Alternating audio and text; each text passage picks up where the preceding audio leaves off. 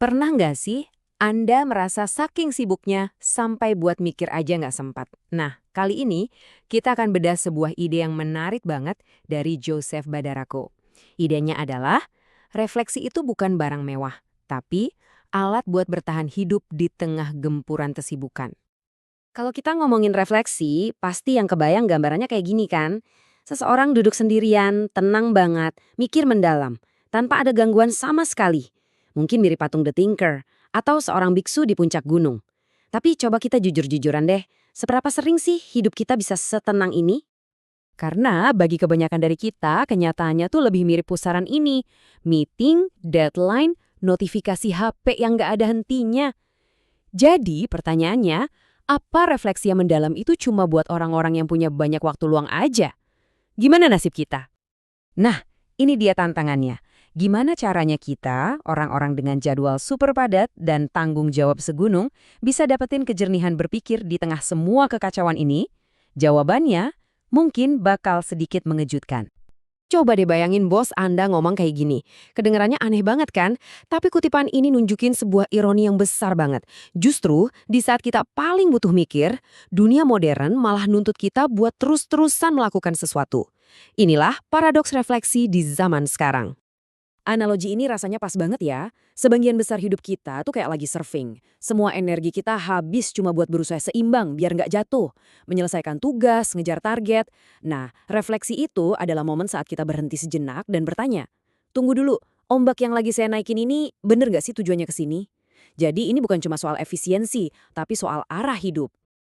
Oke, jadi kalau kita nggak bisa menghentikan ombaknya, gimana dong cara kita berefleksi? Jawabannya bukan dengan nyari waktu luang berjam-jam. Itu mustahil. Jawabannya adalah dengan mencoba sebuah metode yang sama sekali berbeda. Metode mosaik. Jadi, lupakan ide buat nyepi ke gunung berhari-hari. Ide utamanya tuh ini, kejernihan pikiran itu nggak ditemukan dalam sesi refleksi maraton, tapi dikumpulkan sedikit demi sedikit dari momen-momen kecil yang tersebar di sela-sela kesibukan kita. Kutipan dari Ana Isnin ini ngegambarin esensinya dengan sangat indah. Pemahaman yang sejati itu bukan kayak dapat pencerahan tiba-tiba, bukan. Tapi lebih mirip kayak kita lagi nyusun sebuah karya mozaik. Kita susun dengan sabar, kepingan demi kepingan, dari pengalaman sehari-hari. Dan disinilah letak kuncinya. Apalagi buat kita yang suka perfeksionis. Langkah pertama buat memulai refleksi mozaik ini adalah dengan berhenti mengejar kesempurnaan. Kita harus mulai menargetkan sesuatu yang cukup baik. Coba lihat bedanya. Di satu sisi ada fantasi soal 1 jam meditasi yang sempurna. Di sisi lain ada realita. 5 menit di tengah kemacetan. Nah, metode ini bukan tentang semua atau tidak sama sekali, tapi tentang apapun yang bisa dimanfaatkan. Inilah refleksi yang praktis dan membumi. Dan metode ini berhasil karena pendekatannya sangat jujur. Dia mengakui semua rintangan yang ada. Tekanan buat terus produktif, komitmen di kantor dan di rumah, bahkan rasa nggak nyaman saat kita harus berhadapan dengan pikiran yang sulit. Ini tuh dirancang untuk manusia nyata, bukan untuk robot. Oke, jadi Anda berhasil mencuri beberapa menit waktu. Terus, ngapain? Apa yang sebenarnya Anda lakukan di momen singkat itu? Nah, disinilah kita perlu paham soal 3 gigi berpikir yang bisa kita gunakan. Anggap aja ini kayak persneling mobil. Gigi 1 itu turunkan gigi. Tujuannya biar kita benar-benar merasakan momen saat ini.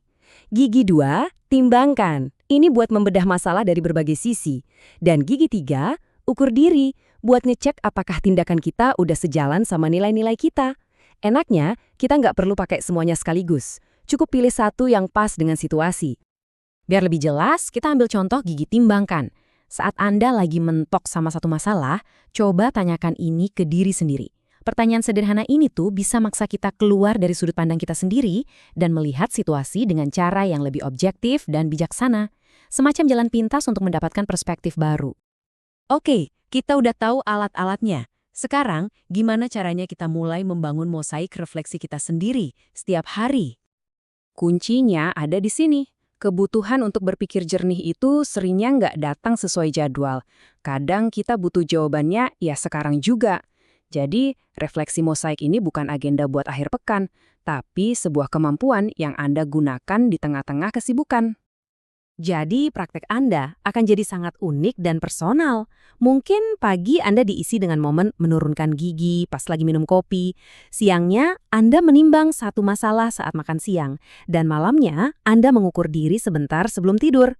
Ini adalah sebuah kebiasaan yang bisa Anda racik sendiri. Jadi pertanyaannya sekarang bukan lagi apakah Anda punya waktu untuk berefleksi, tapi di mana Anda akan meletakkan kepingan mozaik pertama Anda hari ini. Saat mengantri, saat berjalan kaki, atau mungkin sekarang juga?